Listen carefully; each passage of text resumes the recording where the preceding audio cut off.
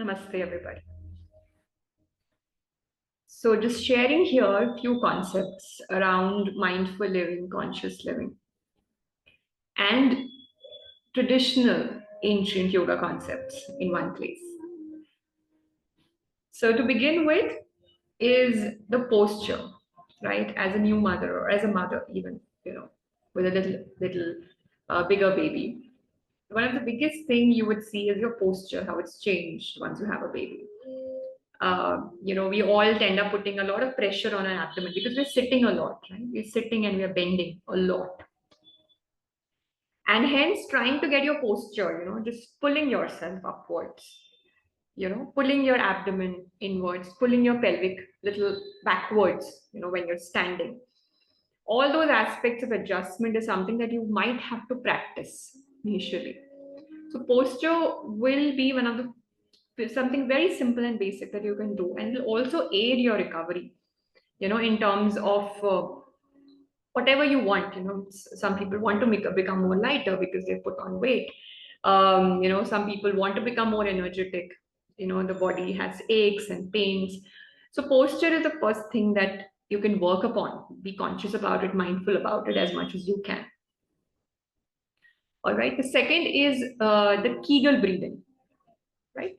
Kegel breathing is again very important. Practice this whenever you can throughout the day, especially when you are, say, for example, picking up the baby, all right, or you're picking up anything heavy from down, all right. Try to engage the the core muscles, the pelvic floor and the abdomen while you are picking up. All right, this is again one thing, Kegel, consciously taking care of your movements and holding up of your core. That again will make it stronger and not put more pressure on it. All right. But sometimes you might wonder, why do we need to consciously do something very specific that people of earlier generations never did, right? The reason is that people were more physically active earlier. So they did not have to separately go and do something or consciously do something. They had stronger physical build because of more physical activity that they were doing. They were walking so much, firstly. All right. One of the biggest difference, if you compare 100 years to now, is the amount of walking people of that generation used to do compared to now. So that's why we need to put extra effort when it comes to, aligning our body to in a more healthier way, healthier direction. All right. The second is the words. So yes, diet is important. Healthy diet, we all know. So I've not specifically covered here. We all know what is healthy diet is, right? Home cooked meal, less oil, less sugar, less salt. Having appropriate gap between the meals, eating at least 2 hours before you go to bed. We all have, I think, aware of it. Words is again something that we actually absorb, right? This is also going to be a part of our existence because it goes inside us. So be very conscious of what words we speak. We need to have empathy, kindness, positivity. Yes, being honest is important. Yes, being forthright is important. Being truthful is important, right?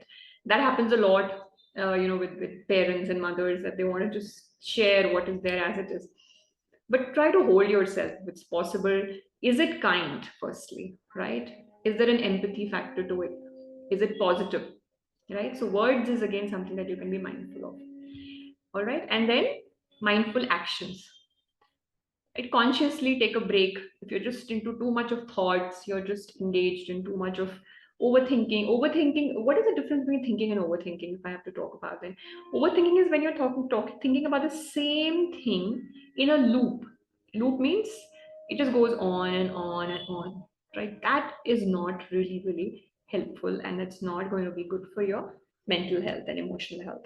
So take that break in between.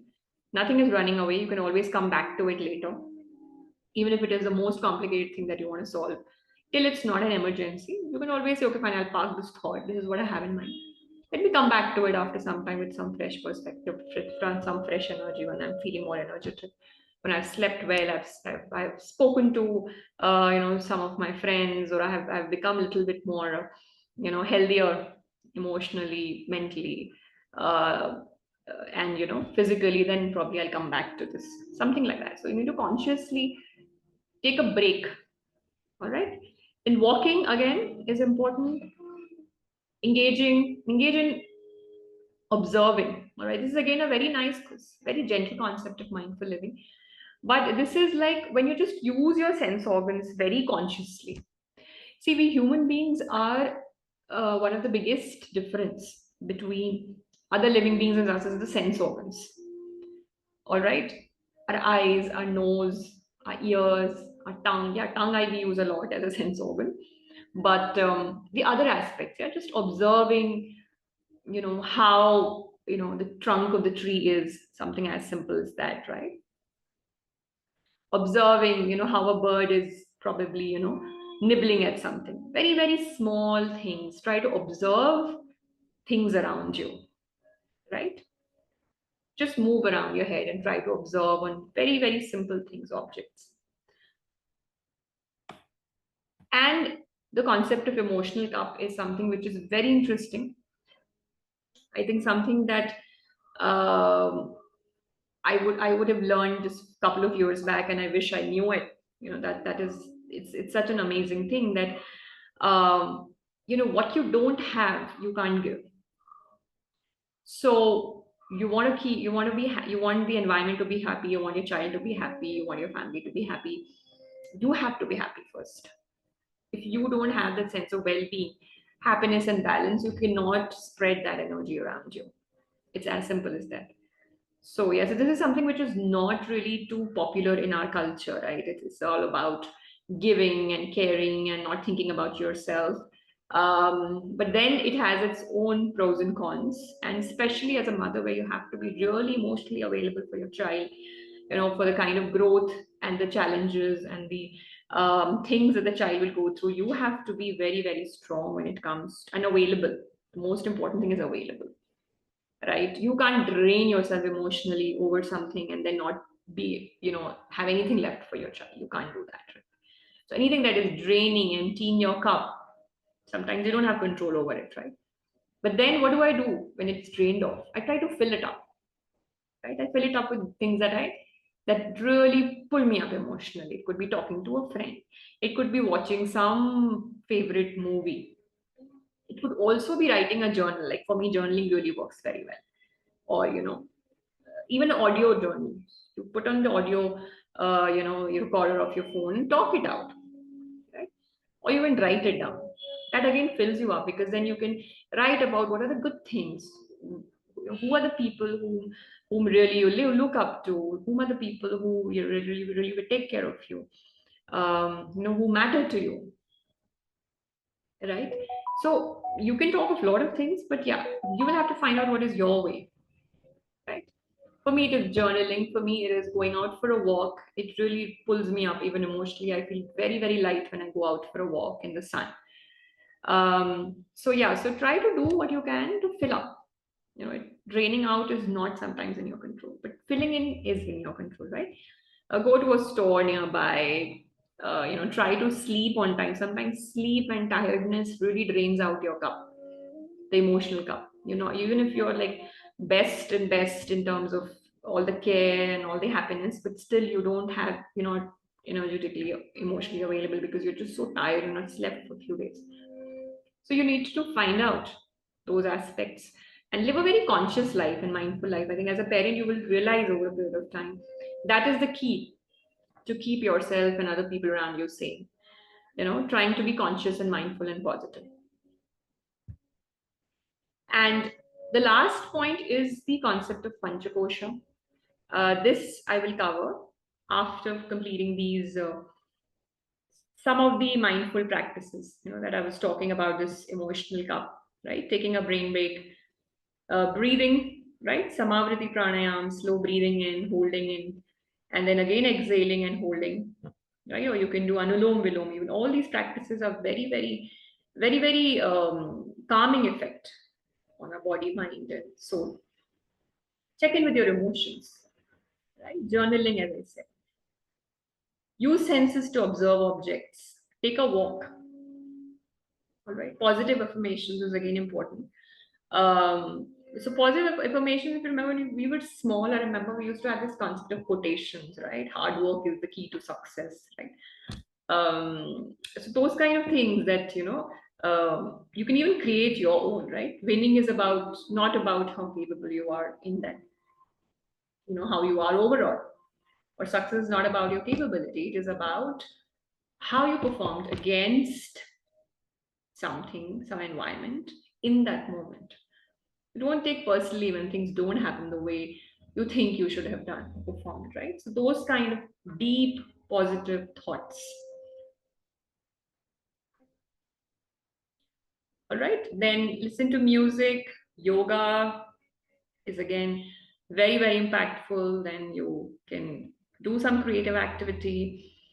Uh, and then outside time, right? Time outside in the sun, going for a walk or in greenery is very, very impactful if you do that in a relaxed way. All right. Now coming to something very interesting, which is the Panchakoshas. Now, kosha is layer. This is a very interesting concept that you see here on the right box here. Is from Tetri Upanishad, long time back. When people probably had time and capability to really ponder and do some very deep thinking, philosophical thinking and spiritual thinking, and they came out with amazing concepts, right? One of it is, your yoga and sadhana and pranayam, right? So the same way, this is a concept which is again very, very, relevant, because if you think deeper, you will realize that, it is just so important to understand this concept. So here is the concept, the starting point is that we are not just the physical body, right? So since we observe, or our limitation is the sense organs, right, of what we experience in the world. So whatever we can see and not see is our benchmark of what is true and what is not, right? So this concept is little more than that. So this concept is that we have 5 layers to our body, right? The first layer is the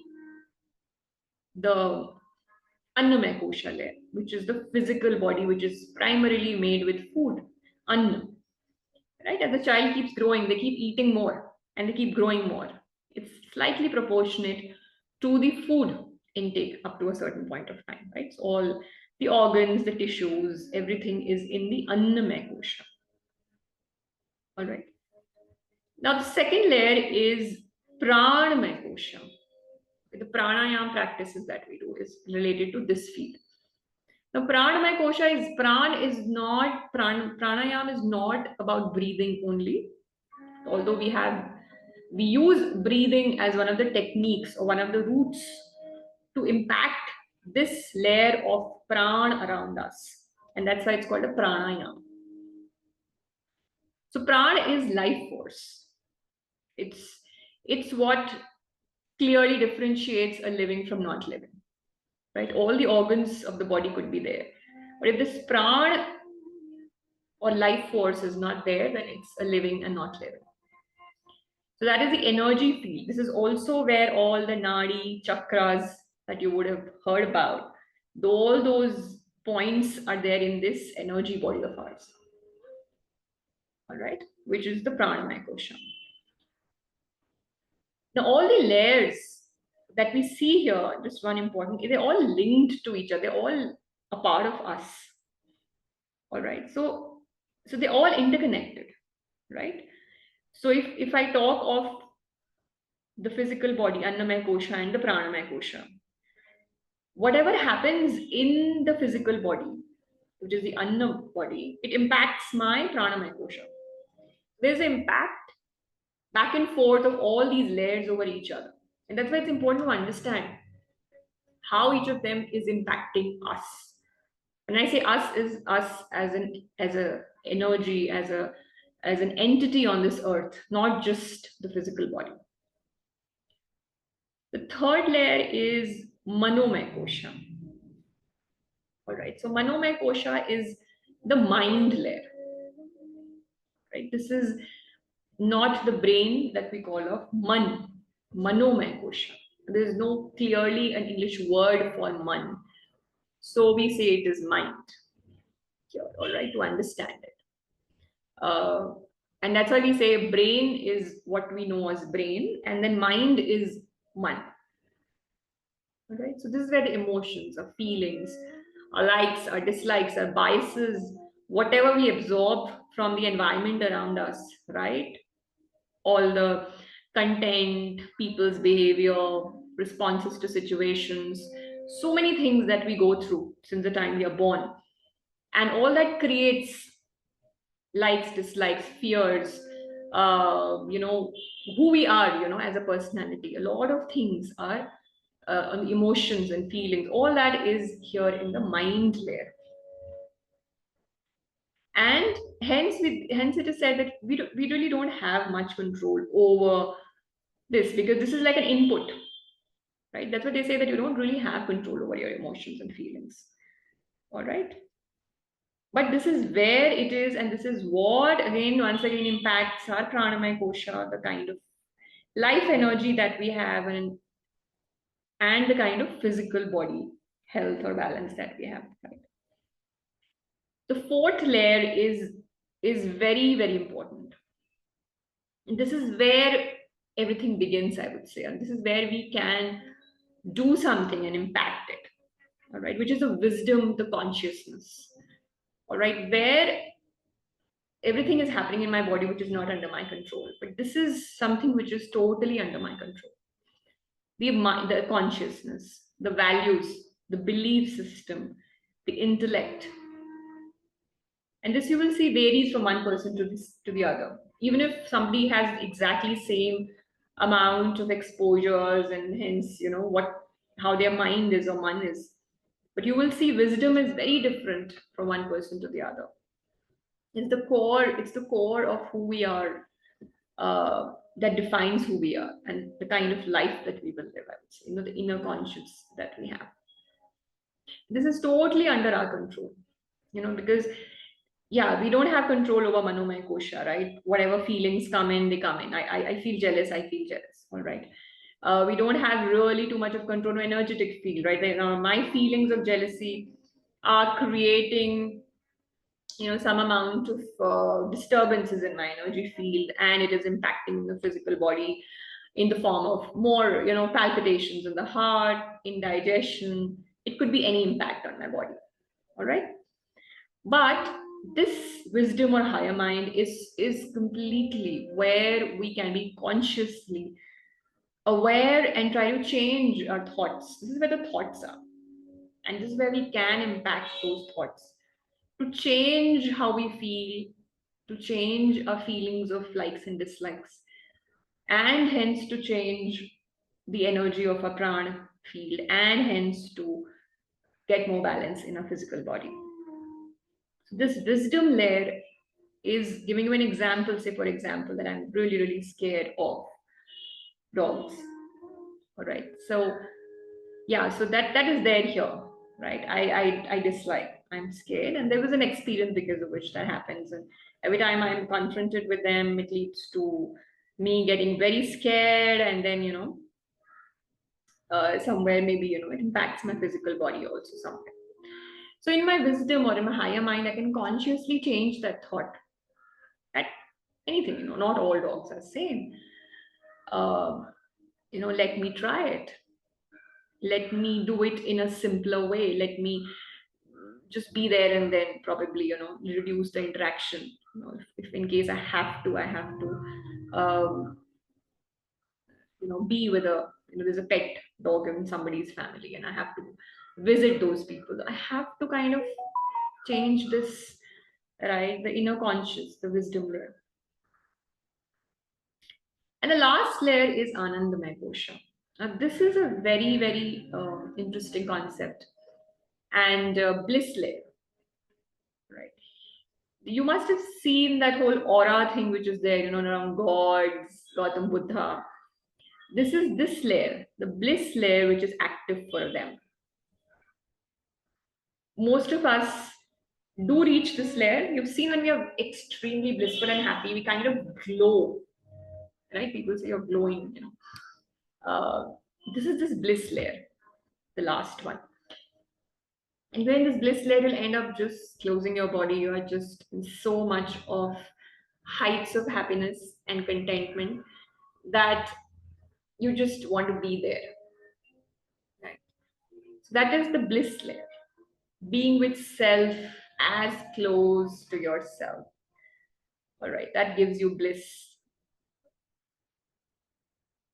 So, so these are the layers. Understanding them helps you to understand different things and concepts that we talk about around mindfulness, around yoga, pranayam, right? So the physical body mainly is for asanas, is for the physical body, and then your pranayam is for the pranamaya kosha and the mind. All right, this is where the meditation or sadhana comes into picture, the manomaya kosha. And wisdom is where all your gyan, right, and all the philosophies of a better life that we keep understanding and reading, that comes here. Anandamaya kosha is an outcome. You really cannot specifically cover that in yoga, but there are certain concepts of yoga which actually are for Anandamaya kosha, but it is not very common, or it is a different level in which you have very advanced people who are yogis or sadhaks. They are able to probably work upon those aspects to reach the Anandamaya kosha, to be in Anandamaya kosha, right? So what layer are you in, right? Are you only in the physical body, or are you in the energy body, or are you operating more in the mind body, or are you operating more in the wisdom body? So you have all these tools available with you to consciously choose where do I want to operate in, and hence live a more better and productive life. I think that's all. Um, and share your views, share your comments, and if there are any queries, it could be something very interesting to know.